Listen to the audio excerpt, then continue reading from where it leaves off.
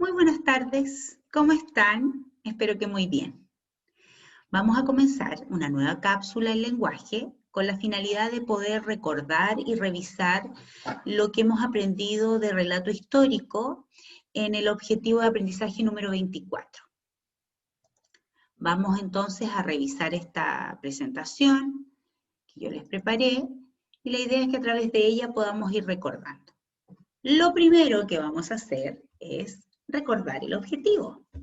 En este objetivo lo que hicimos fue comprender relatos históricos para obtener información y desarrollar la curiosidad que ustedes tienen por el mundo, relacionando ideas, ya sea de lo que escuchábamos o de las opiniones también que pudimos emitir tanto ustedes como yo, y también de los conocimientos previos que ustedes podían tener en base a los relatos que estábamos leyendo y comentando.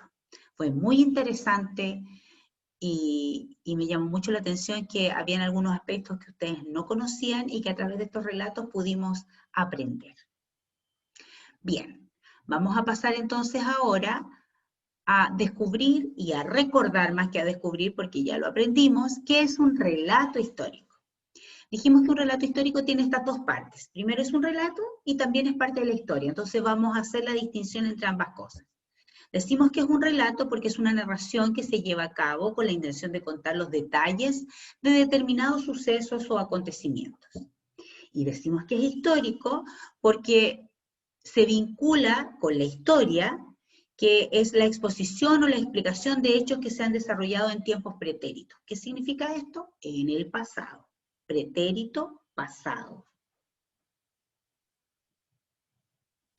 Entonces, vamos a recordar que los relatos históricos son textos no literarios, que nos narran acontecimientos pasados, reales y relevantes para la historia de un país o de una cultura.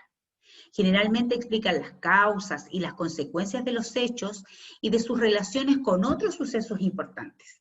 Aquí, por ejemplo, tenemos el caso de uno de los relatos que leímos, que fue el de Manuel Rodríguez, que contaba la historia de Manuel Rodríguez, pero también se vinculaba con los hermanos Carrera, se vinculaba con Napoleón Bonaparte, se vinculaba con la época en que Chile todavía no era independiente y de las ganas que tenían los chilenos de ser independientes, de dejar de ser colonia, en este caso de España.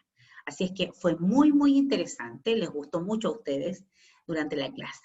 Y aquí nos explicaban estos hechos del pasado, de la historia de nuestro país, y por lo tanto fue, insisto, relevante y para ustedes fue además algo que les agradó porque me di cuenta que habían algunos que sabían de Manuel Rodríguez y otros no, entonces también les permitió conocer y tener información de su cultura, de su país.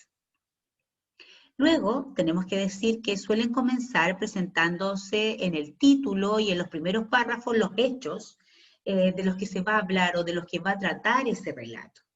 A quiénes les ocurrió, quiénes fueron los protagonistas, dónde ocurrió. Y todo esto permite que nosotros nos demos una primera idea acerca de lo ocurrido, de lo que va a relatar esa parte de la historia. Y luego podemos decir que los acontecimientos de los relatos se narran siguiendo una secuencia cronológica. ¿Qué significa esto? Que nos va contando la historia, esto pasó primero, esto pasó después, y así sucesivamente. Entonces uno va en orden, ¿ok?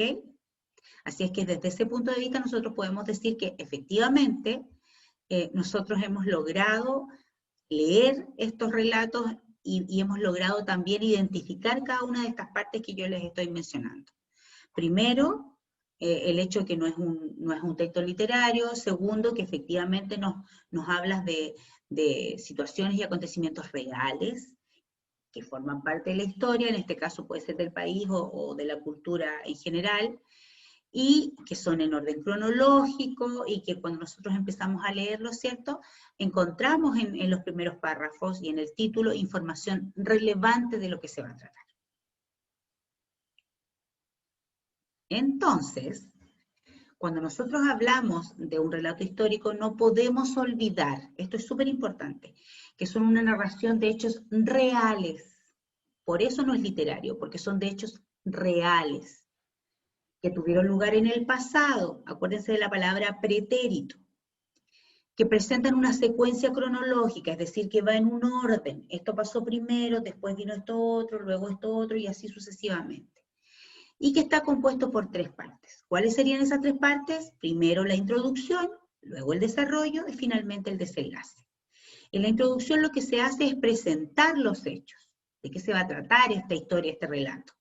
Luego en el desarrollo obviamente se dan detalles, se explica lo que sucedió y se van vinculando los sucesos o los acontecimientos. En el desenlace lo que se hace es concluir el relato de forma temporal. ¿Qué significa esto? Que no es que termine definitivamente, porque resulta que cuando uno termina de contar una historia, después de esa historia vienen más acontecimientos, pero esos acontecimientos pueden dar origen a una nueva historia o a un nuevo relato. Por lo tanto, no tienen un final categórico, es un relato temporal, porque después continúan otras historias.